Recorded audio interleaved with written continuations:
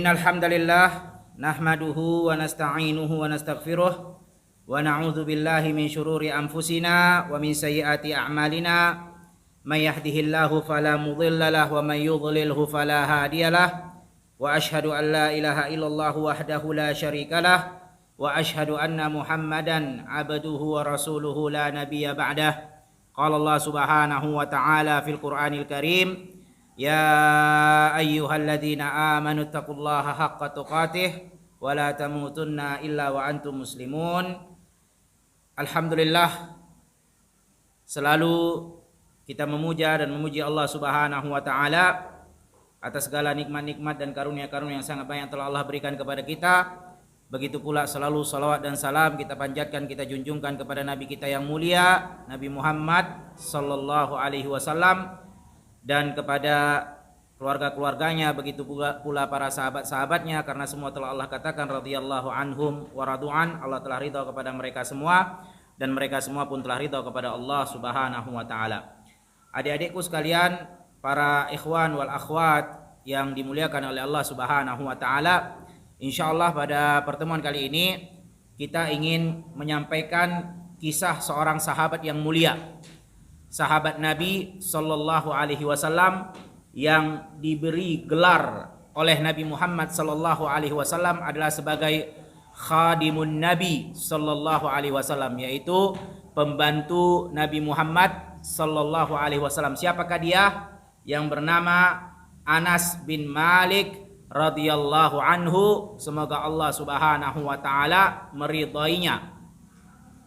Anas bin Malik ini, para ikhwan wal akhwat, adik-adikku sekalian, teman-temanku sekalian yang dimuliakan oleh Allah subhanahu wa ta'ala, adalah sahabat Nabi sallallahu alaihi wasallam yang menjadi pembantu Rasulullah sallallahu alaihi wasallam selama 10 tahun.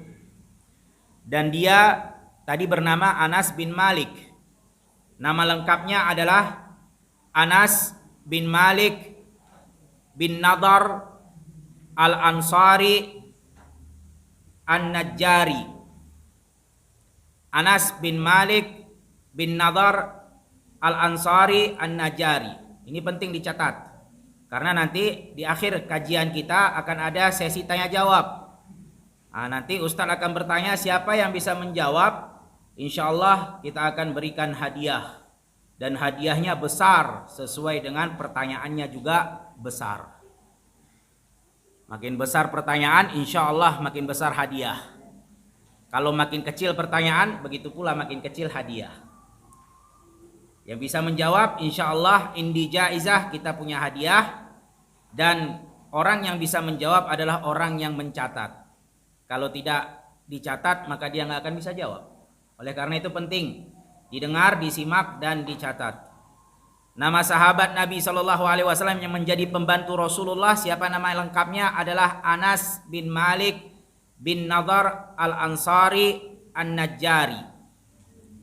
Jadi dia kategori sahabat sebagai Al-Ansar. Al-Ansar ini adalah sahabat Nabi Shallallahu Alaihi Wasallam yang berasal dari kota Madinah. Dan Anas bin Malik ini sukunya, nama sukunya adalah Najjar. Suku Anas bin Malik namanya adalah Najjar. Dan dia punya kekerabatan dengan Nabi Shallallahu Alaihi Wasallam, hubungan keluarga kerabat dengan Nabi Shallallahu Alaihi Wasallam dari jalur buyutnya Rasulullah Shallallahu Alaihi Wasallam. Jadi kita tahu Rasulullah punya ayah. Nama ayah Rasulullah adalah Abdullah.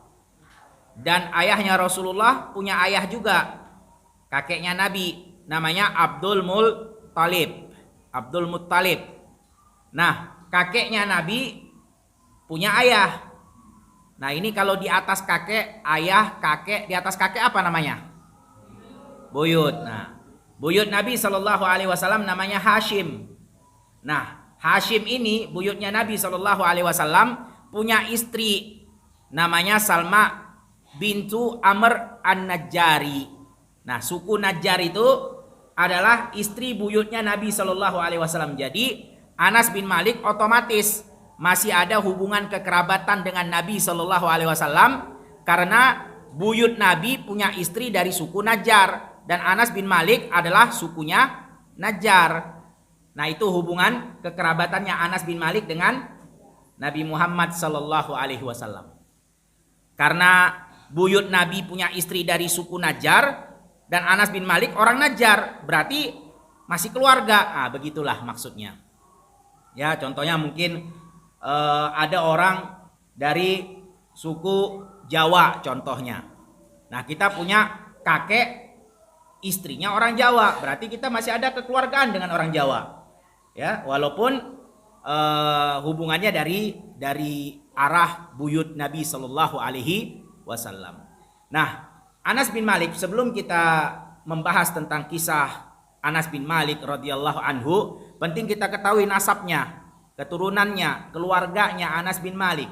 Jadi Anas bin Malik ini, adik-adikku sekalian, teman-temanku sekalian, para ikhwan dan akhwat yang dimuliakan oleh Allah Subhanahu wa taala, Anas bin Malik ini keluarganya adalah keluarga yang agamis, keluarga yang cinta kepada Rasulullah, keluarga yang banyak di antara mereka menjadi sahabat Nabi Sallallahu Alaihi Wasallam. Jadi Anas bin Malik punya ibu namanya Ummu Sulaim, ibunya Anas bin Malik. Nah, ayahnya Anas bin Malik namanya Malik bin Nadhr. Malik bin Nadhr ini ayahnya mati dalam keadaan kafir. Dan ketika masih berumah tangga dengan Ummu Sulaim, ibunya Anas, mereka sempat berpisah antara Ummu Sulaim ibunya Anas dengan ayahnya Anas yang bernama Malik bin Nadhr. Sempat mereka pisah. Kenapa? Karena Ummu Sulaim masuk ke dalam Islam, beriman kepada Allah dan Rasulnya. Nah, ayahnya Anas namanya tadi Malik bin Nadhr nggak suka kalau istrinya itu masuk ke dalam Islam. Akhirnya mereka memilih untuk berpisah. Setelah berpisah, bapaknya Anas tadi, Anas sudah lahir.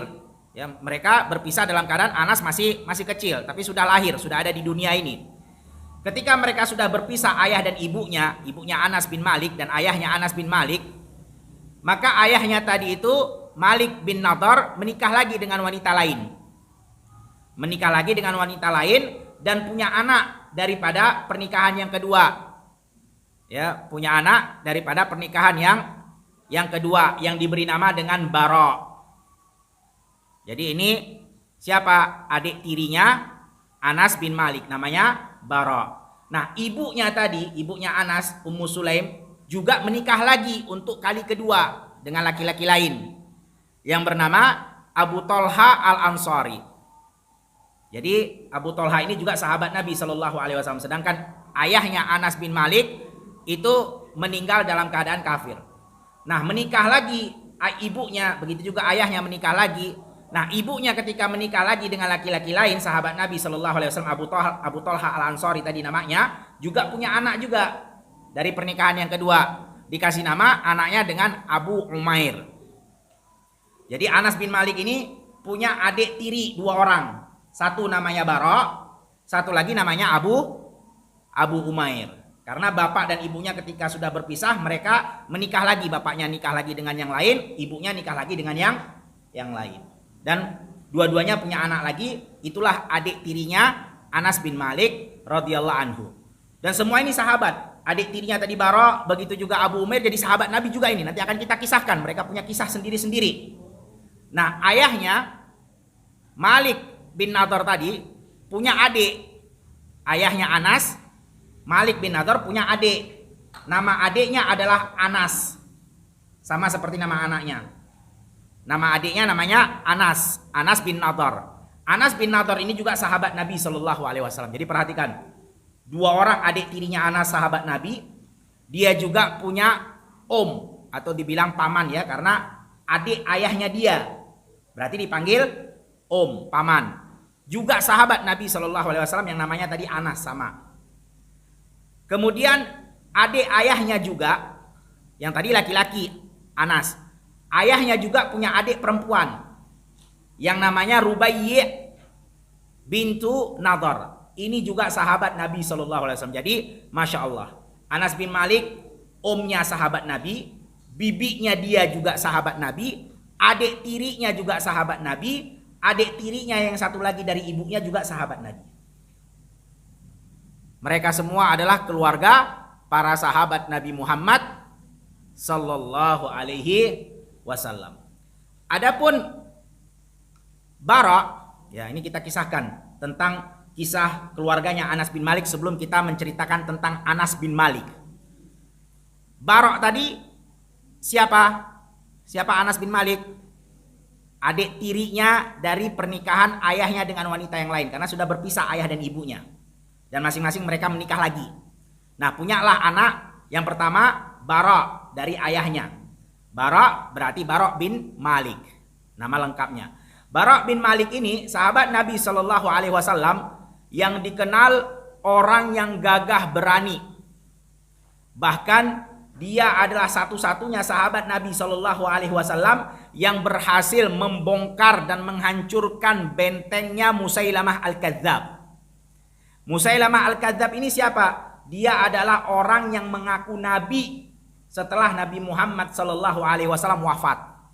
Ketika Nabi Muhammad wafat, sudah meninggal, orang pertama kali muncul mengaku nabi lah itu namanya Musailamah Al-Kadzab. Al-Kadzab itu artinya pendusta. Namanya Musailamah. Al-Kadzab itu gelar yang diberikan kepadanya karena dia berdusta, mengaku sebagai nabi pengganti Nabi Muhammad sallallahu alaihi wasallam. Padahal ketika Nabi Muhammad sudah wafat, tidak ada lagi nabi setelah Nabi Muhammad sallallahu alaihi wasallam karena Nabi Muhammad adalah khataman nabiyyin, penutup para nabi-nabi. Sudah nggak ada lagi nabi setelah Nabi Muhammad sallallahu alaihi wasallam. Nah, Bara bin Malik tadi, adik tirinya Anas bin Malik, dia adalah sahabat Nabi yang berhasil membongkar dan menghancurkan bentengnya Musailamah Al-Kadzab tadi. Dan dengan itu berhasillah Musailamah Al-Kadzab dibunuh oleh para sahabat Nabi sallallahu alaihi wasallam, yang mana pada saat itu tidak ada satupun yang bisa masuk ke dalam benteng Musailamah Al-Kadzab sebelum Bara bin Malik menghancurkan benteng itu. Jadi tahu bagaimana cara menghancurkannya. Jadi bentengnya tinggi sekali, dindingnya tinggi sekali, nggak bisa dipanjat. Kalau ada yang mau memanjat dinding itu langsung dari atas dipanahin. Jadi nggak bisa. Siapa aja yang mendekat, karena namanya kalau dari tempat tinggi lebih mudah untuk memanah yang di bawah. Yang di bawah nggak bisa bertahan. Dari atas dipanahin, bagaimana caranya dia pengen maju, pengen mendekat. Nah, caranya Bara bin Malik tadi, adik tirinya Anas bin Malik, bagaimana caranya dia? Jadi dulu ada namanya senjata pelontar. Nah, kalau yang pernah ya nonton film-film klasik, jadi dulu senjata dulu nggak ada meriam seperti itu, nggak ada itu dulu namanya bahan peledak. Jadi mereka pakai pelontar. Meriamnya itu berupa pelontar yang ada kayu ya, yang besar, kemudian diikat tali. Nah, itulah dilontarkan seperti ketapel, tapi ketapel raksasa, bukan ketapel kecil yang buat dipakai di tangan, bukan, raksasa. Kayunya besar, talinya juga besar. Kemudian di situ bisa dilemparkan batu ataupun orang. Nah, dulu ketapel dulu bisa untuk melempar orang karena besar.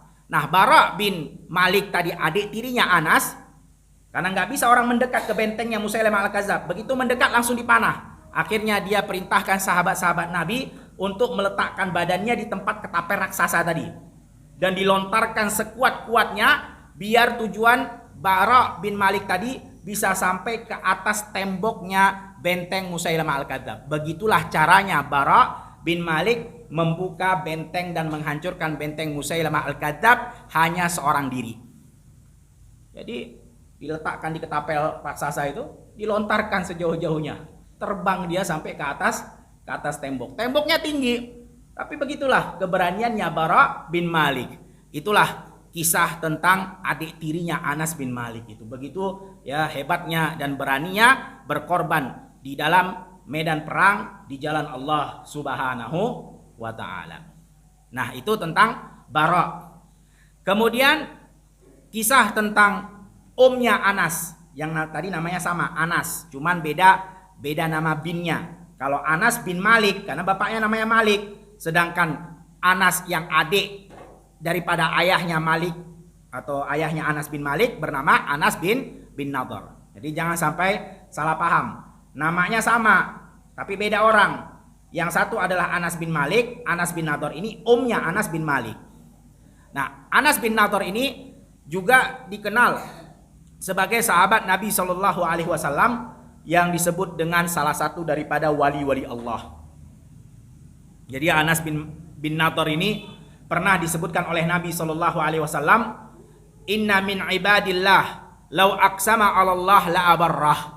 Kata Rasulullah Shallallahu Alaihi Wasallam, sesungguhnya ada di antara hamba-hamba Allah, kalau dia bersumpah pasti akan terjadi, yaitulah wali-wali Allah Subhanahu wa taala. Jadi kisahnya Anas bin Nadhr, omnya Anas bin Malik ini, itu pernah ya dilaporkan kepadanya tentang kasus adik perempuan dia. Adik perempuannya Anas bin Nadhr yang tadi namanya Rubayyi. Nama adik perempuannya Rubayyi binti Nadhr. Nah, pernah berkasus, yaitu Rubayyi pernah mematahkan gigi gerahamnya seorang wanita muslimah. Ya, terjadilah keributan begitu biasa, kemudian terjadi cekcok dan Rubayyi mematahkan gigi gerahamnya seorang wanita yang ribut dengan dia. Maka keluarganya wanita yang gigi gerahamnya sudah dipatahkan oleh Rubayyi nggak terima, keluarga dia nggak terima, maka melapor kepada Nabi Muhammad Sallallahu Alaihi Wasallam. Dilaporkan itu, ya Rasulullah, ada perempuan namanya Rubayyi, adiknya si Anas bin Nadhr, sahabat Nabi Sallallahu Alaihi Wasallam. Dia sudah patahkan gigi geraham anak perempuan saya. Keluarganya datang ke Nabi Sallallahu Alaihi Wasallam melaporkan hal itu, dan kami nggak terima, kami nggak mau kasih maaf. Kalau dia minta maaf, kami nggak akan memaafkan. Tapi yang kami mau adalah kisos. Karena di dalam Islam ada kisos. Seorang yang membunuh maka dibunuh. Kalau memang tidak dimaafkan. Seseorang yang membutakan mata seseorang maka akan dibutakan matanya. Begitu juga orang yang mematahkan gigi orang lain akan dipatahkan giginya. Itulah namanya kisos. Kutiba alaikumul kisos fil qatla. Dicatat oleh Allah Subhanahu wa taala sebagai kewajiban untuk menegakkan kisos. Nah, maka berita itu sampai kepada kakak laki-lakinya, abangnya siapa? Rubayyi, yang bernama tadi Anas bin Nadhr. Maka pada saat itu Anas bin Nadhr mengatakan kepada Rasulullah Sallallahu Alaihi Wasallam, ya Rasulullah, la tuksar saniyataha. Demi Allah, tidak akan dipatahkan gigi gerahamnya si Rubayyi, adik perempuanku. Ini di depan Nabi Sallallahu Alaihi Wasallam dikatakan itu, bukan berarti Anas bin Nadhr itu membangkang kepada Nabi Muhammad, bukan. Dia cuma meyakinkan kepada Rasulullah, ya Rasulullah, aku yakin Allah tidak akan pernah menjadikan gigi geraham adik perempuanku untuk dipatahkan, untuk dikisos. Itu nggak akan ada, wahai Rasulullah. Jadi di sini bukan pembangkangan Anas bin Nadhr kepada Rasulullah, tapi Anas bin Nadhr ingin menunjukkan kepada Rasulullah Sallallahu Alaihi Wasallam betapa yakinnya dia dengan Allah Subhanahu wa taala, bahwasanya Allah itu Maha Pengasih lagi Maha Pengampun. Biarpun keluarganya wanita yang dipatahkan giginya tadi tidak memberikan maaf, yakin wahai Rasulullah, aku yakin, kata Anas bin Nadhr, Allah akan memberikan jalan keluarnya. Benar ternyata. Ketika menjelang beberapa waktu sebelum dipatahkan gigi gerahamnya Rubayyi tadi, ternyata Allah Subhanahu wa taala memberikan pintu maaf ke dalam hati keluarganya wanita yang dipatahkan gigi gerahamnya tadi. Tiba-tiba begitu aja. Itulah wali Allah Subhanahu wa taala. Di awal keluarganya nggak mau memaafkan. Pokoknya harus kisos, harus dipatahkan gigi gerahamnya karena dia telah mematahkan gigi geraham anak perempuan kami. Tiba-tiba detik-detik sebelum dilaksanakannya kisos, ternyata keluarga wanita yang dipatahkan giginya mengatakan, ya sudahlah, kami maafkan apa yang telah dilakukan oleh Rubayyi. Nah, di situ kata Nabi Shallallahu Alaihi Wasallam, sesungguhnya ada di antara hamba-hamba Allah yang apabila dia bersumpah maka Allah akan kabulkan. Siapa itu? Anas bin Nadhr, termasuk daripada wali-wali Allah Subhanahu wa taala. Kenapa dia menjadi wali? Karena kesolehannya, karena betul-betul keimanannya kepada Allah dan Rasulnya, karena ketakwaannya kepada Allah Subhanahu wa taala. Oleh karena itu, adik-adikku sekalian, anak-anakku sekalian, teman-temanku para ikhwan dan akhwat yang dimuliakan oleh Allah Subhanahu wa taala, kalau kita mau menjadi wali Allah, gampang caranya. Tetap kita istiqamah, taat dan patuh tunduk, istiqamah selalu bertakwa kepada Allah, melaksanakan perintahnya dan menjauhi larangannya. Itu adalah kunci utama dan pertama untuk menjadi wali Allah. Jadi jangan salah paham ya. Banyak sekarang kaum muslimin, sebagian di antara mereka yang mengira untuk menjadi wali Allah Subhanahu wa taala itu harus dengan cara kita bertapa, pergi ke tempat sesuatu menyendiri, kemudian mandi kembang sekian 7 rupa. Kan ada begitu? Itu nggak ada itu dalam Islam. Bukan begitu cara untuk menjadi wali Allah. Untuk menjadi wali Allah, dia harus taat kepada Allah, istiqamah di jalan Allah, dia selalu mematuhi perintah Allah dan meninggalkan larangan Allah. Itu kunci pertama dan utama untuk menjadi wali Allah. Ya, karena sahabat Nabi Shallallahu Alaihi Wasallam mereka menjadi wali Allah karena ketaatan mereka, karena keimanan mereka, bukan karena mereka bertapa di goa sekian bulan, bukan karena mereka mandi bunga 7 rupa atau lain-lain. Enggak ada itu. Hati-hati. Ya, untuk menjadi wali Allah itu mudah sekali. Cukup taat, istiqamah, tunduk patuh selalu di agama Allah, kerjakan perintah Allah dan jauhi larangan Allah Subhanahu wa taala. Insya Allah kita menjadi wali Allah. Ya. Nah, jadi nggak ada itu bullshit itu kalau yang mengatakan kalau mau jadi wali Allah harus sekian hari berpuasa, harus sekian hari bertapa, harus memakan ini dan memakan itu, ya nggak boleh ini nggak boleh itu, pantangan ini harus menyembelih ayam hitam dan darahnya begini dan itu nggak ada itu. Itu semua adalah omong kosong dan hati-hati bisa terjatuh ke dalam kesyirikan kepada Allah Subhanahu wa taala. Itu kisah tentang Anas bin Nadhr. Nah, kemudian dia punya adik satu lagi, adik tiri. Tadi kan Barok, satu lagi siapa namanya? Abu Umair. Abu Umair ini juga sahabat Nabi Shallallahu Alaihi Wasallam yang bahkan diajak bercanda oleh Nabi Muhammad Shallallahu Alaihi Wasallam. Kita tahu ada hadis sahih Nabi Muhammad Shallallahu Alaihi Wasallam pernah melewati seorang anak kecil, yang mana anak kecil itu burungnya yang dia sayangi mati. Jadi anak kecil itu punya peliharaan burungnya mati. Maka pada saat itu Nabi Shallallahu Alaihi Wasallam menghibur anak tadi dengan cara mengajak bercanda. Apa kata Rasulullah Shallallahu Alaihi Wasallam? Ya Aba Umair, ma fa'alan Nugair. Jadi burung yang mati kesayangannya anak kecil tadi namanya Nugair. Nama anak itu adalah Abu Umair. Siapa itu Abu Umair? Adik tirinya Anas bin Malik dari pernikahan ibunya yang kedua setelah berpisah dengan ayahnya. Tadi kan kita sudah sampaikan di awal. Ketika berpisah ayah ibunya, ayahnya nikah lagi, ibunya juga nikah lagi. Ayahnya punya anak lagi, begitu juga ibunya punya anak lagi. Otomatis anak mereka berdua, adik tirinya Anas bin Malik radhiyallahu anhu. Nah, para adik-adikku sekalian, teman-temanku, ikhwan dan akhwat yang dimuliakan oleh Allah Subhanahu wa taala, Ummu Sulaim juga termasuk ibunya tadi Anas bin Malik adalah sahabat Nabi Muhammad Sallallahu Alaihi Wasallam dari wanita sahabiah. Begitu juga Abu Talha Al-Ansari ini juga adalah sahabat Nabi Muhammad Sallallahu Alaihi Wasallam. Para ikhwan dan akhwat yang dimuliakan oleh Allah Subhanahu Wa Taala, kisahnya kenapa Anas bin Malik bisa menjadi pembantunya Rasulullah. Ini awal mula kisahnya ketika Nabi Muhammad Sallallahu Alaihi Wasallam baru tiba di kota Madinah, yaitu hijrah. Kita tahu Rasulullah Shallallahu Alaihi Wasallam 13 tahun berdakwah di Mekah.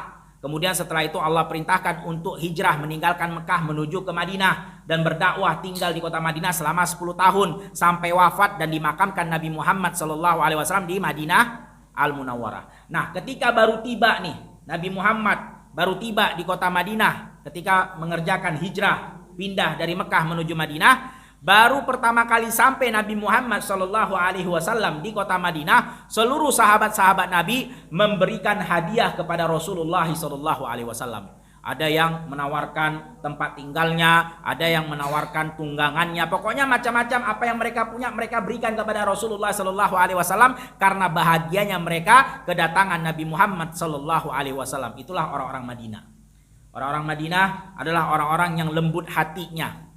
Makanya disebutkan Ahlul Madinah araqul qulub. Mereka orang-orang Madinah adalah orang-orang yang lembut hatinya. Saking lembut hatinya, mereka gampang untuk beriman dan mereka selalu mencintai Rasulullah sallallahu alaihi wasallam. Makanya kata Rasulullah sallallahu alaihi wasallam, alamatul iman hubbul ansar wa alamatun nifaq bughdul ansar.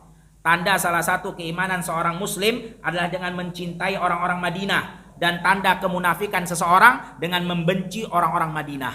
Itulah kedudukannya orang-orang Madinah, saking mereka lembutnya hatinya, saking mereka mencintai Nabi Muhammad Sallallahu Alaihi Wasallam sampai-sampai dijadikan tolak ukur keimanan dan kenifakan seorang.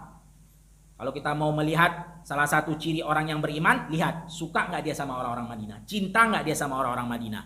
Kalau kita melihat ada orang yang benci kepada orang-orang Madinah, yaitu orang-orang yang tinggal di kota Madinah Al-Munawwarah, terutama Al-Ansar, sahabat Nabi Shallallahu Alaihi Wasallam, berarti tandanya dia bukan orang beriman, itu orang yang bermunafik, orang yang memiliki kemunafikan. Nah, semua kasih hadiah, nih kisahnya nih, kenapa Anas bin Malik bisa menjadi pembantu Rasulullah.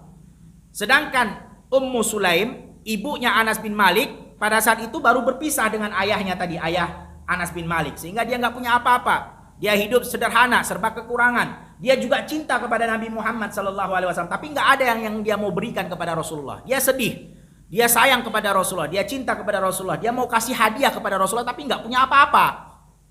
Nggak seperti sahabat-sahabat yang lain. Mereka sebagian ada yang punya kelebihan harta, mereka berikan hartanya kepada Rasulullah. Ada sebagian yang memiliki tanah, dia berikan tanahnya kepada Nabi Shallallahu Alaihi Wasallam. Banyak orang berikan hadiah ke Rasulullah. Ummu Sulaim pengen berikan hadiah ke Rasulullah, tapi nggak punya apa-apa. Maka saat itu dia lihat Anas bin Malik, anaknya sendiri, yang masih berusia 10 tahun. Jadi Anas bin Malik pada saat itu usianya berapa? 10 tahun. Kata Ummu Sulaim, aku nggak punya apa-apa, nggak punya harta, nggak punya apa-apa yang mau diberikan hadiah ke Rasulullah, tapi aku punya anak laki-laki namanya Anas bin Malik. Maka dia bawa anaknya tadi ke hadapan Nabi Shallallahu Alaihi Wasallam. Kata Ummu Sulaim ibunya, ya Rasulullah, semua sahabat-sahabatmu memberikan hadiah kepadamu wahai Rasulullah, aku mau berikan hadiah tapi aku tak punya harta. Ini hartaku satu-satunya, anak laki-lakiku Anas bin Malik. Dia menjadi pembantumu wahai Rasulullah. Subhanallah. Betapa mulianya ibunya Anas. Dia tahu bagaimana menempatkan anaknya biar anaknya menjadi orang yang bahagia dunia dan akhirat. Ini bukan berarti dia nggak cinta kepada Anas bin Malik. Dia cinta. Justru karena cintanya kepada anaknya, makanya anak yang dijadikan pembantu Nabi Muhammad Sallallahu Alaihi Wasallam, biar dia betul-betul sukses dunia dan akhirat. Memang dia nggak punya harta, memang dia nggak punya apa-apa seperti sahabat-sahabat yang lain yang bisa memberikan hadiah kepada Rasulullah Sallallahu Alaihi Wasallam, tapi dia punya anak yang paling dia cintai. Subhanallah. Itulah kisah Anas bin Malik menjadi pembantu Nabi Muhammad Sallallahu Alaihi Wasallam. Usianya baru 10 tahun. Maka pada saat itu Rasulullah Sallallahu Alaihi Wasallam juga suka kepada Anas bin Malik, karena Anas bin Malik adalah anak yang cerdas. Walaupun dia masih usianya 10 tahun, tapi anak yang cerdas, anak yang cepat paham, anak yang tidak suka membangkang. Kata Rasulullah Sallallahu Alaihi Wasallam, kata Rasulullah berdoa kepada Anas bin Malik. Apa doanya Rasulullah Sallallahu Alaihi Wasallam untuk Anas bin Malik? Allahumma aktsir malah wa waladah wa barik fima a'taitahu. Ya Allah, berikanlah kepadanya harta yang banyak dan juga anak yang banyak, dan berkahilah apa yang kau berikan kepadanya. Subhanallah. Dalam riwayat yang lain disebutkan bahwasannya Nabi Shallallahu Alaihi Wasallam mendoakan Anas bin Malik dengan doa Allahumma aktsir malahu wa waladahu wa adkhilhul jannah. Apa artinya? Ya Allah, perbanyaklah hartanya untuk siapa? Anas bin Malik. Ya Allah, perbanyak harta untuk dia, dan perbanyak anak untuk dia, dan masukkan dia ke dalam surga Allah Subhanahu wa taala. Dan doa Nabi Muhammad sallallahu alaihi wasallam, kata Anas bin Malik di dalam riwayat yang sahih, semua Allah Subhanahu wa taala kabulkan. Doa Rasulullah kepada Anas bin Malik tadi. Hartanya, dia punya kebun kurma sangat luas berhektar-hektar. Saking banyaknya dan berkahnya itu kebun kurma, kata Anas bin Malik, orang semua kebun kurmanya panen setahun cuma sekali. Dan memang begitu, panennya kurma dari dulu sampai sekarang setahun cuma sekali doang. Ya, sedangkan kebun kurmanya Anas bin Malik setahun panen 2 kali, saking berkahnya. Orang semua cuma setahun sekali, khusus Anas bin Malik setahun 2 kali panen.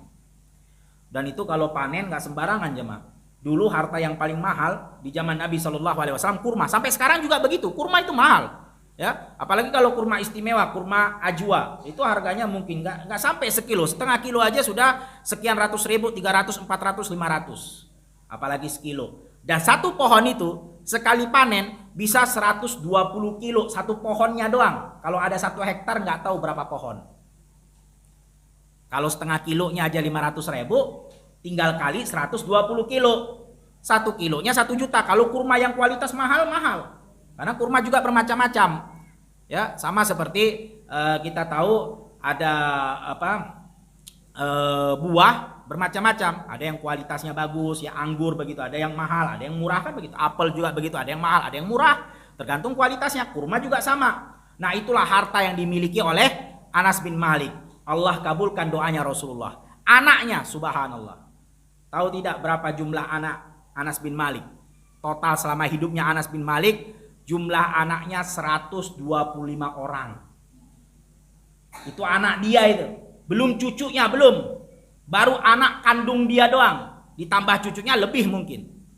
125 orang diriwayatkan dalam riwayat yang sahih. Ya. Istrinya juga banyak.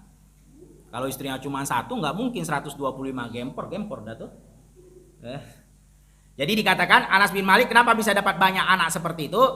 Karena memang disunnahkan nikah 4. Tapi Anas bin Malik dengan niat yang baik, dia niat untuk mendapatkan keturunan yang banyak, dan ini perintah Nabi SAW.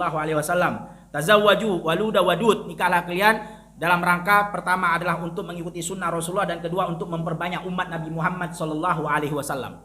Ini ya tujuan yang baik yang diajarkan oleh Rasulullah. Menikah itu bukan hanya untuk menundukkan pandangan, menundukkan syahwat, tapi juga untuk memperbanyak umat Nabi Muhammad sallallahu alaihi wasallam. Kenapa? Karena kata Rasulullah, wa inni mukatsiru bikum bihim yaumal qiyamah, karena aku akan berbangga-bangga nanti di hari kiamat dengan banyaknya pengikut Nabi Muhammad sallallahu alaihi wasallam. Jadi Anas bin Malik itu nikah 4. Kemudian dia ceraikan 4, dia nikah lagi 4, begitu terus.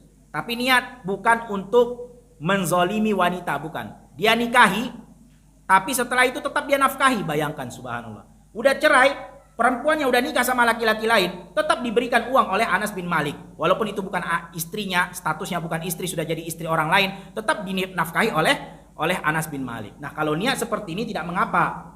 Tapi yang terjadi kalau di zaman kita sekarang ini, seseorang itu menceraikan istrinya karena marah, karena dia tidak merasa cocok lagi. Beda dengan Anas bin Malik. Anas bin Malik dia menceraikan istrinya dalam tujuan untuk memperbanyak umat Nabi Muhammad SAW, karena nggak boleh dia menikahi lebih daripada 4 wanita. Jadi caranya begitu, 4, kemudian dia ganti lagi dengan yang lain, dia ceraikan maksudnya, tapi tetap dinafkahi walaupun sudah menjadi istri orang. Nah saking banyaknya harta Anas bin Malik, dan ini adalah perbuatan yang sangat terpuji. Baik. Nah Anas bin Malik radhiyallahu anhu itu menjadi pembantu Nabi Muhammad SAW pada usia 10 tahun. Dan dia menjadi pembantu Rasulullah SAW selama 10 tahun juga. Jadi menjadi pembantu Rasul pada usia 10 tahun, menjadi pembantu Rasulullah selama 10 tahun juga. Sampai Rasulullah SAW wafat. Kata Anas bin Malik radhiyallahu anhu, kana Nabi SAW ahsanal khuluqa. Nabi Muhammad SAW adalah orang yang paling baik akhlaknya. Jadi Anas bin Malik radhiyallahu anhu mengatakan tidak pernah Nabi Muhammad SAW semasa dia menjadi pembantu Rasulullah itu pernah dimarahi sedikit pun. Nggak pernah, kata Anas bin Malik. Nggak pernah Rasulullah marah kepadaku. Nggak pernah mengatakan nggak pernah membentak Anas bin Malik walaupun Anas bin Malik itu salah. Kenapa? Karena namanya anak kecil, baru 10 tahun. 10 tahun namanya anak kecil, wajarlah bercanda, wajar dia mungkin main-main. Pernah suatu hari Nabi Muhammad SAW memerintahkan Anas bin Malik kepada suatu hajah. Jadi disuruh untuk pergi, ya beli sesuatu kayak atau apa kayak, pokoknya dalam urusan Nabi SAW. Nah Anas bin Malik bayangkan subhanallah, ini Rasulullah, ini bukan orang sembarangan. Ini raja di atas raja loh. Ini presiden di atas presiden. Nabi Muhammad SAW selain daripada Rasulullah, dia juga raja waktu itu, saat itu. Pemimpin negara saat itu. Orang sibuk, orang penting. Ketika disuruh, wahai Anas, pergilah ke suatu tempat, di situ ada urusan, tolong bawa. Apa kata Anas bin Malik? Wallahi la adhab. Demi Allah aku nggak akan pergi. Nggak mau aku. Anak kecil disuruh Nabi pergi, dia bilang nggak mau pergi. Bercanda Anas bin Malik. Tapi Rasulullah SAW nggak marah. Rasul mengatakan ya Unais. Unais ini adalah panggilan manjanya dalam bahasa Arab. Jadi kalau orang-orang Arab itu ketika memanggil seseorang dalam niat untuk bermanja-manjaan, maka akan disegerakan, akan dikecilkan namanya. Contohnya seperti Aisyah kan wajahnya kan kemerah-merahan. Yang aslinya bahasa Arab namanya hamra. Merah itu artinya hamra bahasa Arabnya. Tapi kalau mau dipanggil manja, dikecilkan kata itu menjadi Humaira. Begitu juga Anas. Anas nama dia. Ketika pengen dipanggil manja, maka dipanggil Unais. Rasul bilang, ya Unais, dengan panggilan manja. Udah pergilah, nanti baru kamu main. Akhirnya pergi juga Anas bin Malik.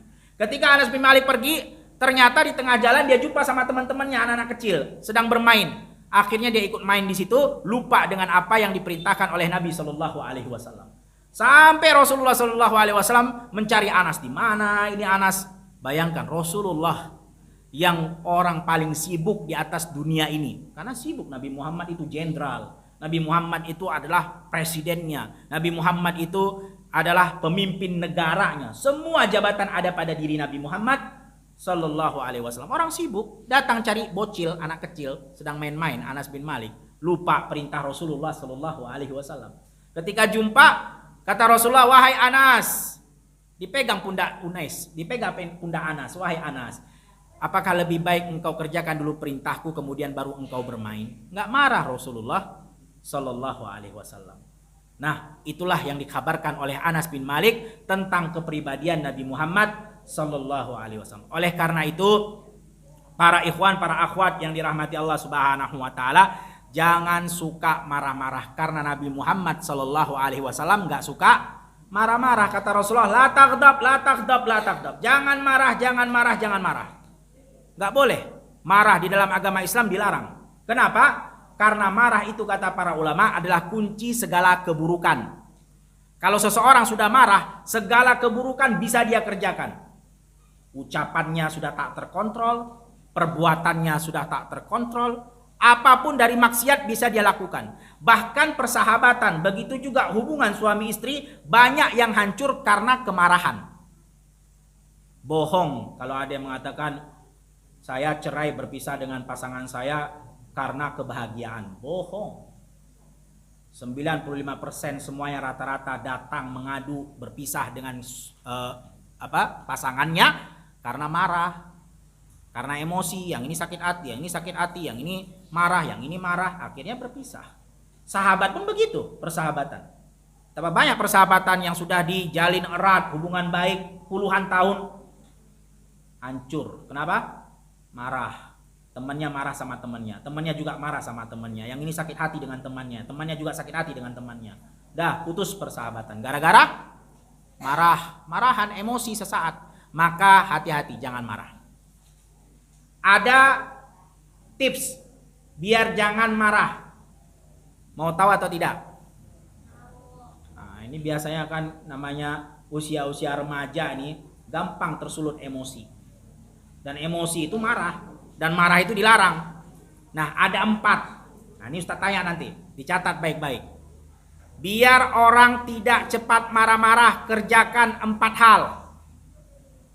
Biar orang tidak cepat marah-marah, kerjakan 4 hal. Yang pertama, ini semua nih harus kerjakan. Mau yang kecil, mau yang besar, mau yang perempuan, mau yang laki-laki. Karena semua manusia punya sifat marah. Siapapun. Baik ustadz ataupun bukan ustadz, siapapun itu. Yang pertama, hendaknya dia selalu menghiasi dirinya dengan sifat dermawan, suka bantu orang. Jangan pelit artinya. Kenapa? Karena orang yang suka marah-marah itu hakikatnya orang pelit. Lihat aja, kalau ada orang suka marah-marah, coba lihat. Pasti pelit itu orang, pasti pelit. Kenapa pelit?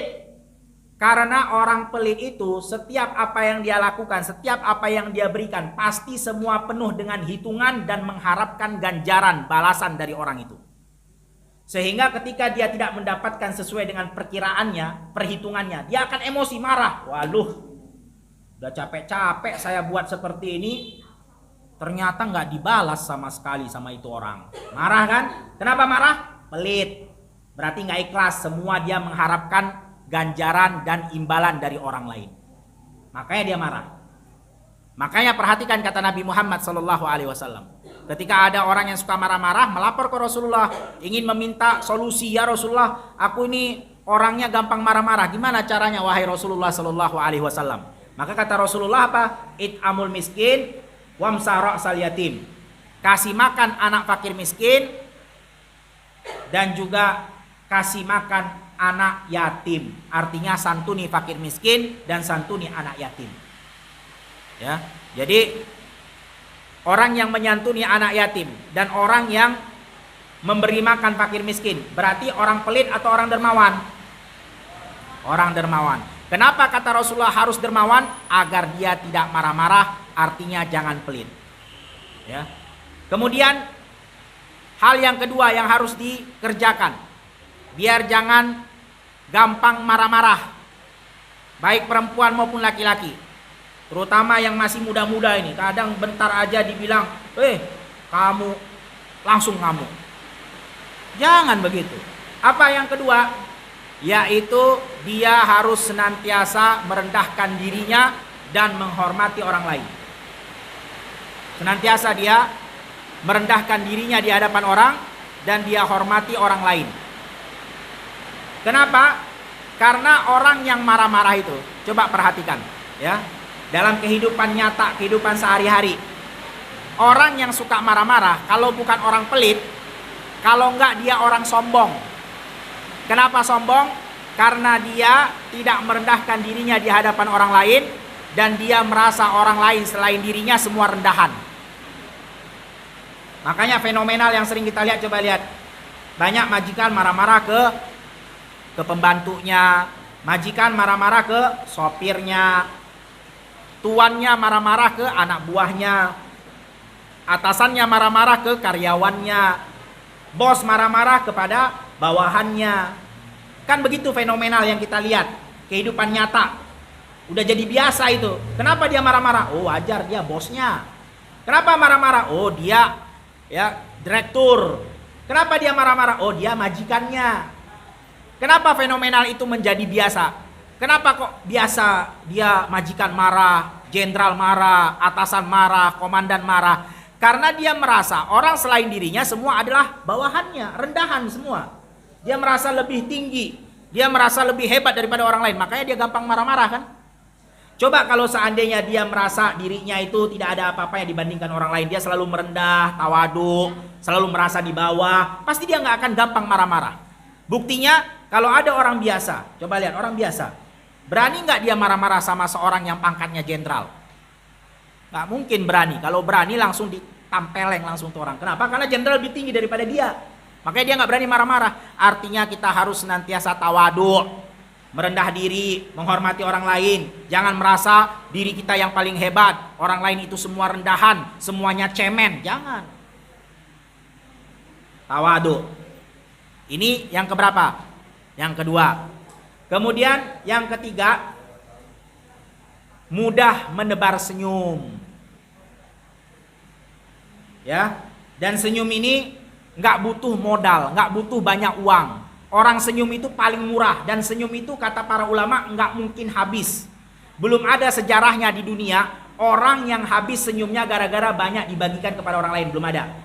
Nggak ada orang datang melapor, kenapa kamu nggak bisa senyum? Iya udah habis senyum saya bagi-bagiin ke orang semua. Nggak ada itu.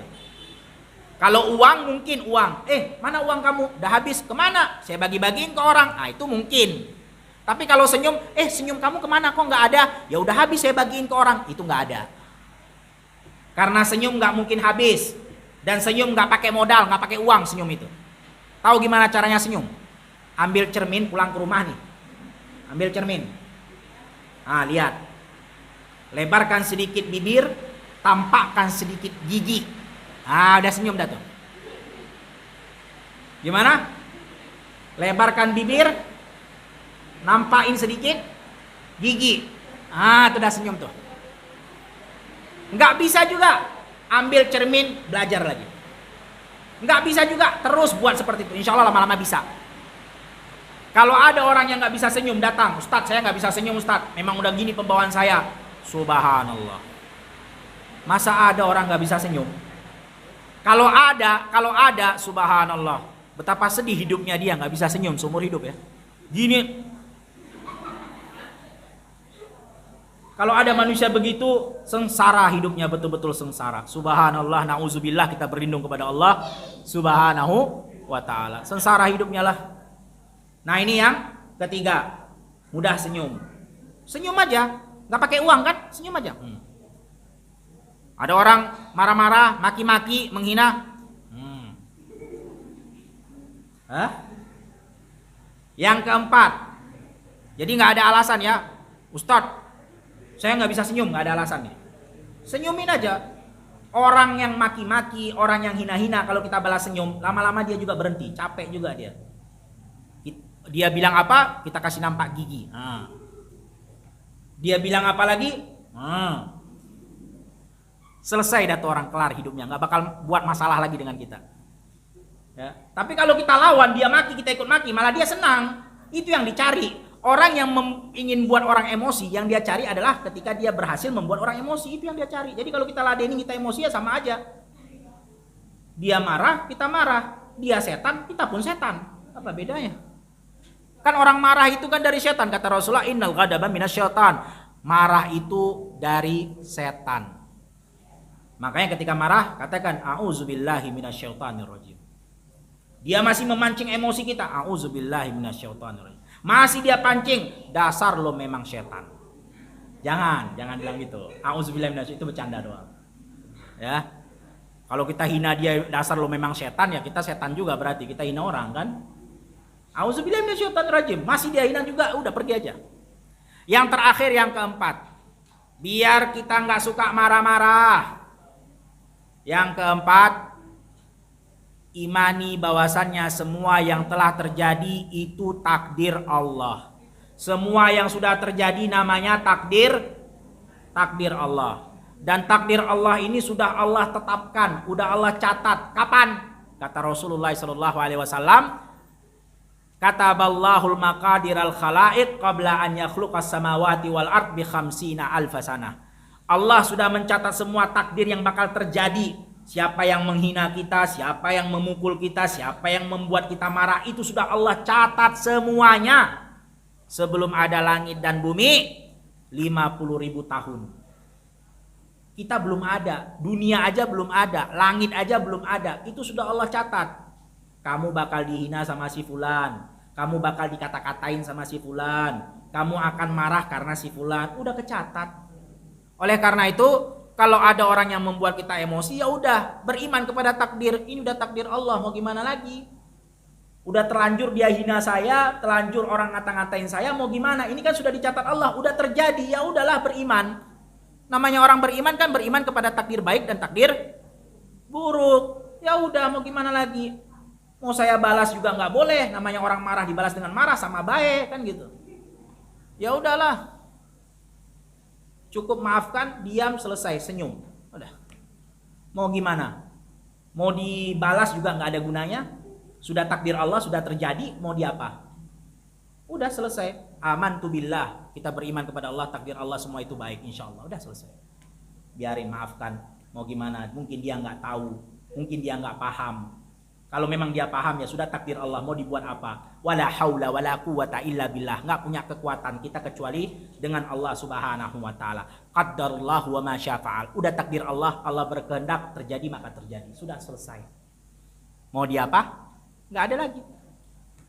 Nah, itu dia. Ada 4. Jadi Rasulullah SAW enggak marah-marah sama Anas bin Malik.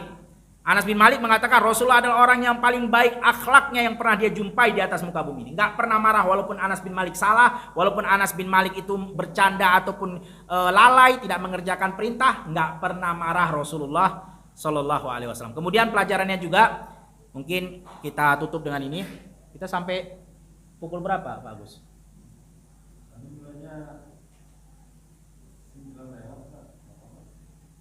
10. Taib, 10.15 begitu ya. Taib, masih ada waktu beberapa menit, 10 menitan lagi. Begitu pula Anas bin Malik itu sangat betah menjadi pembantu Rasulullah. Tahu nggak pembantu? Pembantu itu yang melayani semua air tempat Rasulullah untuk bercebok, dia yang siapin. Siapa? Anas bin Malik. Sendalnya Nabi ketika mau keluar, dia yang bersihin, dia yang siapin depan pintu. Itu kerjaannya Anas bin Malik. Tongkatnya Nabi Shallallahu Alaihi Wasallam kalau mau pergi jalan-jalan, karena Rasulullah itu pakai tongkat. Kita tahu Rasulullah Shallallahu Alaihi Wasallam hijrah ke Madinah usianya berapa? Ayo, siapa yang tahu usia hijrahnya Rasulullah ke Madinah?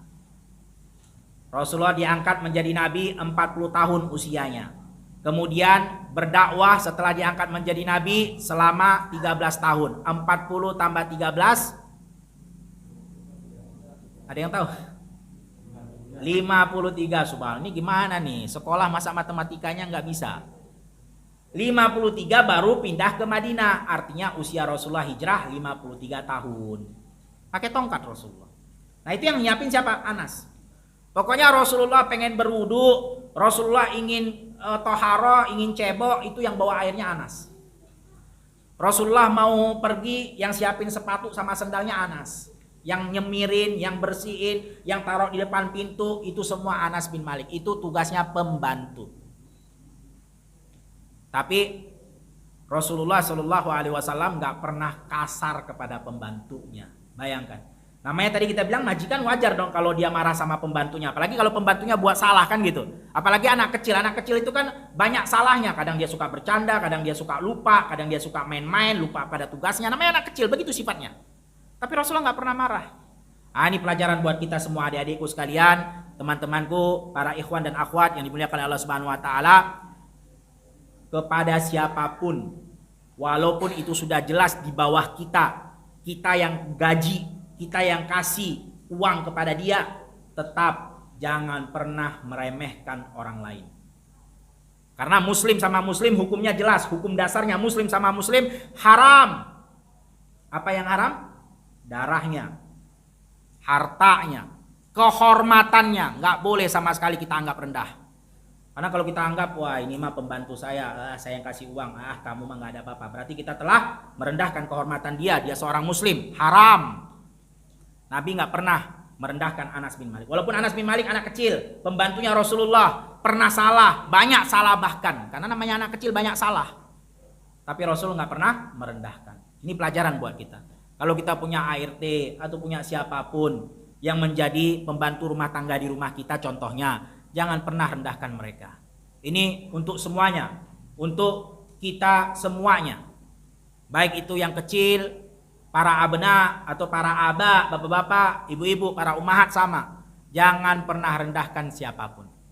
Walaupun itu pembantu kita, kita yang gaji, loh saya yang gaji duit, dia salah ya, wajar saya marahin. Jangan. Rasulullah nggak pernah marah sama Anas bin Malik. Makanya Anas bin Malik betah 10 tahun. Lagi pula perhatikan adik-adikku sekalian.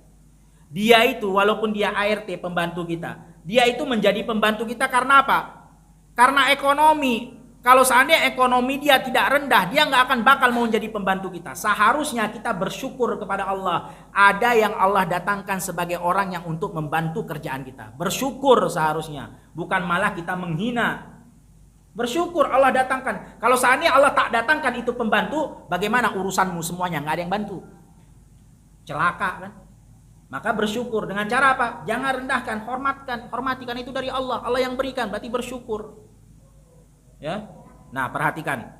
Nabi Shallallahu alaihi wasallam itu makan dengan Anas bin Malik, makan bareng. Padahal ini siapa ini Anas? Anak kecil kemarin sore baru 10 tahun, pembantu lagi. Siapa ini Rasulullah? Pemimpin, jenderal, presiden, raja, masa makan bareng dengan Anas? Makan bareng. Apa masalahnya? Makan satu meja. Ini juga pelajaran buat kita semua. Terkadang begitu ada sebagian orang mentang-mentang dia punya ART-nya itu harus makan di belakang. Kadang dia nggak boleh makan sebelum majikannya makan. Sisa-sisa majikannya baru dikasih ke pembantu. Ini kan apa itu? ART itu kan juga manusia. Apalagi dia seorang muslim yang wajib dihormati, hartanya, kehormatannya, begitu juga darahnya. Apa masalahnya makan? Emang ada najis di badannya? Nggak ada najis kan? Makan bareng. Satu meja, dia ambil piring, kita ambil piring, lauknya sama, kita makan ikan, dia makan ikan, nggak usah nunggu-nunggu majikannya selesai makan dulu baru dia boleh makan. Apa masalahnya itu? Nabi Muhammad orang paling hebat di atas muka bumi ini, nggak ada seperti itu. Kita bukan siapa-siapa dengan Nabi Muhammad, tapi sok bangga sekali, sok kita terhormat sehingga nggak layak pembantu makan sama majikan. Apa itu? Ya, baik. Kemudian kita tutup dengan pembahasan ini. Anas bin Malik, ya, pembantu Nabi Shallallahu Alaihi Wasallam, dia baru ikut perang bersama Rasulullah. Jadi dia selama perang pertama, perang kedua, perang Badar, perang Uhud itu ikut, tapi menjadi pembantu Rasulullah, nggak ikut berperang. Nah, Anas bin Malik baru ikut berperang dengan Nabi SAW di perang yang disebut dengan perang Khandaq. Perang Khandaq ini terjadi pada tahun 5 Hijriah. Nah, siapa yang masih ingat apa arti tahun Hijriah itu apa? Kalau dibilang 5 Hijriah berarti apa itu? Siapa yang masih ingat? Hah? Hijriah artinya berarti dihitung tahunnya ketika Rasulullah hijrah ke Madinah. Berarti kalau 5 Hijriah artinya sudah 5 tahun Rasulullah hijrah ke Madinah. Sekarang kan 1443. Berarti sudah berapa tahun itu Rasulullah hijrah ke Madinah? 1443 tahun yang lalu. Sekarang tahun hijrahnya 1443 ya. Betul apa salah? 1443, ada yang nggak tahu tahun hijriah? Subhanallah. Taib. Nah, Nabi Muhammad sallallahu alaihi wasallam ketika wafat, Anas bin Malik baru berusia 20 tahun. Dan setelah itu barulah Anas bin Malik diangkat oleh Abu Bakar, begitu juga oleh Umar bin Khattab menjadi ketua bagian pemungutan zakat. Jadi dia ketua Basnasnya lah gitu. Ibaratnya kita zaman sekarang ya. Dia ketuanya. Dia jabatannya di kepemerintahannya Abu Bakar, begitu juga Umar bin Khattab sebagai ketua petugas yang memunguti zakat-zakat kaum muslimin. Kemudian Anas bin Malik wafat di tempat yang disebut dengan Kufah. Sekarang ada di negeri Irak. Dia wafat pada usia, ada yang mengatakan 100 tahun, ada yang mengatakan 101 tahun, ada yang mengatakan 102 tahun. Panjang usianya. 100 tahun lebih. Ada yang mengatakan 101, ada yang mengatakan 102. Inilah keberkahannya umur Anas bin Malik yang didoakan oleh Nabi SAW. Anaknya 100 orang, 125 orang dalam riwayat. Usianya wafat Anas bin Malik 102, ada yang mengatakan 101 tahun. Kebun kurmanya saking berkahnya, saking banyaknya, sampai-sampai panen dalam setahun 2 kali. Sedangkan yang lain semua panen cuma setahun sekali. Karena memang kurma dari dulu sampai sekarang setahun sekali doang panennya. Dekat-dekat musim panas. Kalau di Arab Saudi ya sekitar bulan Ramadan. Di pertengahan bulan Ramadan itu rata-rata panen kurma. Karena kurma itu butuh waktu yang panas sekali untuk dia bisa masak, bisa panen. Makanya di Indonesia banyak orang tanam pohon kurma. Tapi karena cuacanya nggak mendukung, nggak panas, dia membutuhkan panas 50 derajat ke atas. Kalau di Mekah, di Arab Saudi, di Mekah atau di Madinah, itu kalau udah musim panas, subhanallah. Baju basah nih, habis kita cuci, nggak usah diperas, nggak usah dibilas. Taruh aja di ruang tamu, 5 menit kering sendiri. Habis kesedot dengan panas tuh. Begitulah panasnya di Arab Saudi, sehingga buah kurma bisa matang. Begitu matang, panen. Dan rata-rata panas itu memuncak ketika di pertengahan bulan Ramadan.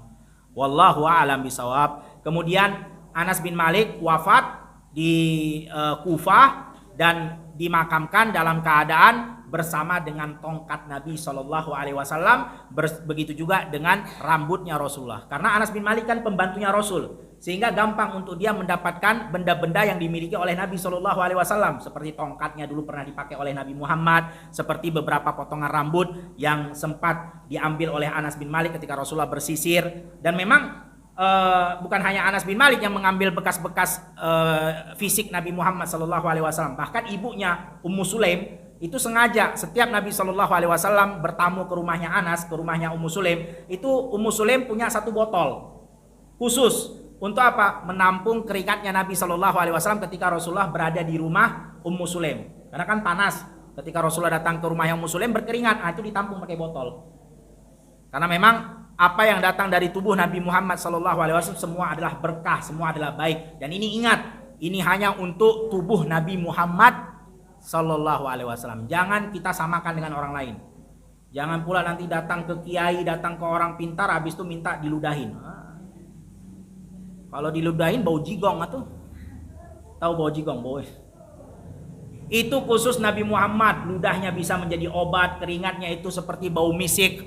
Begitu juga rambutnya, tongkatnya, semua yang pernah dipakai oleh Nabi Muhammad SAW itu mendatangkan berkah. Bahkan sahabat Nabi SAW berebut air wudhunya Rasulullah SAW untuk mengambil berkah. Ini boleh khusus untuk Nabi Muhammad. Tapi kalau Nabi Muhammad udah wafat, jangan kasih ke orang lain, karena para sahabat nggak pernah dia merebut air wudhunya Abu Bakar, nggak pernah merebut air wudhunya Umar, nggak pernah, karena mereka walaupun orang soleh, tapi kekhususan kita tabarruk kepada fisik hanya kepada Nabi Muhammad Sallallahu Alaihi Wasallam. Wallahu a'lam bishawab. Mungkin itu yang bisa kita sampaikan karena sudah pukul 10.20 ya. Afwan ta'akhir, kita minta maaf karena keterlambatan tadi karena ada sesuatu di jalan. Wallahu a'lam bishawab. Ada yang ingin ditanyakan maka kami persilahkan. Ada yang ingin bertanya? Enggak ada. Kayaknya memang sengaja nunggu-nunggu biar ustadz yang bertanya gitu ya. Kalau ustadz yang bertanya indi jaizah. Subhanallah. Pertanyaan pertama pertanyaan berat, maka hadiahnya juga berat, 50.000. 50.000 ikhwannya dulu. Nanti kalau ikhwannya nggak bisa baru kita lempar ke akhwatnya. Pertanyaannya berat sesuai dengan hadiahnya berat. 50.000 yang bisa angkat tangan, jangan keroyokan. Kalau keroyokan kita nggak tahu siapa yang dapat hadiah. Angkat tangan ustadz tunjuk. Siapa yang duluan dia yang kita tunjuk. Pertanyaannya berat untuk ikhwannya dulu, nanti baru akhwatnya. Pertanyaan pertama, ya. Coba sebutkan 4 keluarga Anas bin Malik yang menjadi sahabat Nabi selain daripada ibu dan ayahnya. 4 keluarga Anas bin Malik yang menjadi sahabat Nabi, namanya sebutkan selain daripada ibu dan ayahnya. 4 keluarga Anas bin Malik yang menjadi sahabat Nabi, sebutkan namanya selain daripada ibu dan ayahnya. Angkat tangan yang bisa. Yang catat bisa jawab, yang nggak catat nggak bisa jawab. Itulah keutamaannya mencatat ilmu, agar dia bisa jawab. Nggak ada. Kalau nggak ada kita lempar ke akhwannya. Berarti hadiah yang berat ini sudah lepas daripada ikhwan kan gitu. Nggak ada yang bisa.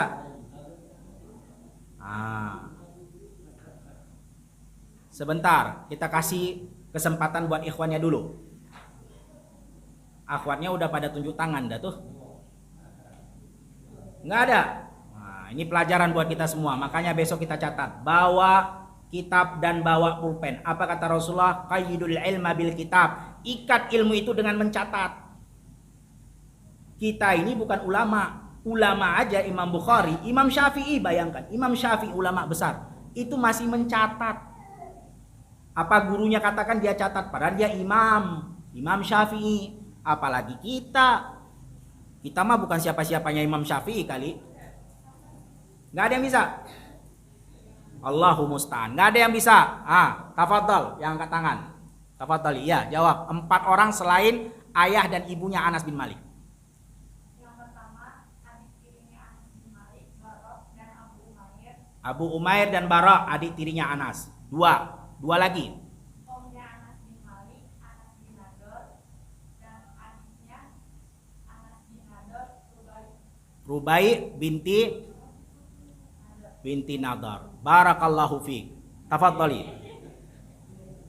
Silakan ambil. Masya Allah. Ini gimana nih? Ikhwannya nggak dapat hadiah besar. Barakallahu fiik. Ya. Karena pertanyaan pertama udah ikhwan, berarti pertanyaan kedua akhwatnya lagi. Mau gimana ikhwannya? Melepaskan pertanyaan pertama ya berarti besok kita harus catat. Pertanyaan yang kedua, karena ikhwannya pertanyaan yang berat, pertanyaan akhwatnya juga berat, hadiahnya juga berat, 50.000. Biar adil, ikhwannya berat, kenapa akhwatnya nggak berat? Kan sama-sama belajar, nggak ada perbedaan antara laki-laki dan perempuan dalam hal belajar. Dalam hal yang lain mungkin pakaian, dalam hal ibadah dibedakan. Kalau belajar semuanya harus belajar. Faridatu ala kulli muslim wal muslimah. Belajar wajib atas muslim dan muslimah. Pertanyaan kedua berat. Yang bisa angkat tangan akhwatnya. Nanti ikhwannya sudah lewat. Ya. Coba sebutkan berapa usia Anas bin Malik menjadi pembantu Rasul dan berapa lama menjadi pembantu Rasul? Itu dulu yang baju biru tadi. Berapa usia Anas jadi pembantu Rasul dan berapa lama jadi pembantu Rasul? Usia berapa? 10 tahun jadi pembantu. Kemudian sampai berapa tahun jadi pembantu? Selama 10 tahun jadi pembantu. Barakallahu fiik. Tafadhali. Mau gimana? Ikhwannya nggak catat, akhwatnya yang catat. Ya, al jaza min jinsil amal. Balasan itu sesuai dengan perbuatan. Dia berbuat, mencatat rajin, dapat balasan hadiah. Sekarang pertanyaan kedua, karena pertanyaan kedua beda dengan pertanyaan pertama. Lebih ringan. Kalau ringan berarti hadiahnya pun ringan. 30.000. Nggak sama yang pertama dan yang kedua, beda dong. Beda. Makanya besok dicatat biar dapat pertanyaan pertama. Pertanyaan yang berikutnya ikhwan dan dia ringan, nggak seberat yang pertama. Ringan dan hadiahnya ringan, 30.000. Ya. Nah, coba sebutkan nama Anas bin Malik lengkap dengan nama sukunya. Anas bin Malik lengkap sampai kepada kakeknya dan juga nama sukunya. Dia suku Jawa apa suku Sunda? Nama lengkap dengan sukunya. 30.000. Ini sudah pertanyaan pertama lolos, jangan sampai lolos pertanyaan kedua. Besok dicatat ikhwan, dicatat.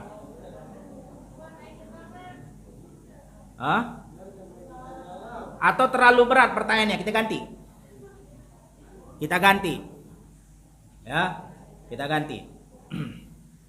Baik. Anas bin Malik, berapa anaknya dia dan berapa usia dia wafat? Berapa anaknya dan berapa usia dia wafat? Berapa anak Anas bin Malik? Anaknya berapa? 125 orang anak. Usia dia wafat berapa tahun? 100 tahun lebih. Tafadhol. Kita bantu, nggak apa-apa, kita bantu. Daripada yang pertama sudah lolos, yang kedua juga lolos, barakallahu fiik. Dibantu insyaallah. Pertanyaan yang terakhir berarti akhwatnya sudah selesai. Yang terakhir, mau gimana lagi? Ya, yang pertama sudah lolos, berarti pelajaran buat bulan depan mencatat. Bulan depan catat, yang mau hadiah gede catat. Dan insya Allah kajian Ustadz, setiap kajian pertanyaan terakhir insya Allah ada hadiah. Siapkan diri dengan buku catatan. Yang nggak bawa buku catatan, nggak bawa pena, fala yalumanna illa nafsah, jangan salahkan kecuali diri dia sendiri. Kenapa dia tidak mencatat? Akhwatnya, pertanyaan terakhir, ya namanya terakhir ringan lah, 30.000 ya. Ya, namanya terakhir. Pertanyaan terakhir, coba sebutkan nama ibunya Anas bin Malik, kemudian nama suami yang kedua setelah berpisah dari ayah pertama, suami ibu Anas bin Malik. Sebutkan nama ibu Anas bin Malik dan nama suami keduanya. Nama suami keduanya ibu Anas bin Malik. Yang sudah jawab jangan jawab lagi. Yang belum jawab biar kita berikan kesempatan untuk mereka yang belum jawab. Nggak ada yang tahu nama? Nah, tafadhol yang baju merah. Nama ibunya siapa? Ummu Sulaim. Nama suami keduanya? Abu Tolha. Sahabat Nabi atau enggak suami keduanya? Sahabat Nabi SAW. Tafadholi. Barakallahu fiik. Jazakumullah khair, ahsanallah ilaik. Wa iyyak. Masya Allah. Alhamdulillah.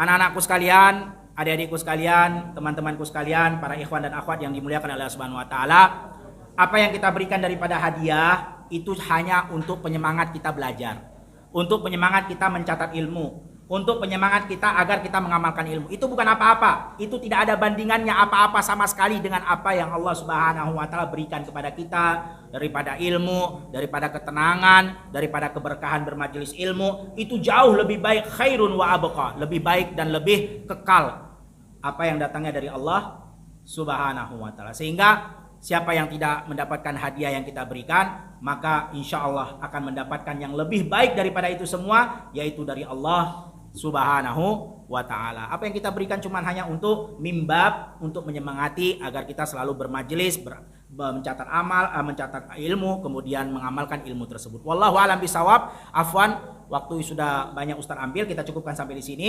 Adapun kebenaran datangnya hanya dari Allah Subhanahu wa taala, adapun kekurangan dan kesalahan datangnya dari pribadi Ustaz sendiri. Kita tutup majelis dengan membaca doa kafaratul majlis. Subhanakallahumma wa bihamdika asyhadu an la ilaha illa anta astaghfiruka wa atubu ilaik. Assalamualaikum warahmatullahi wabarakatuh.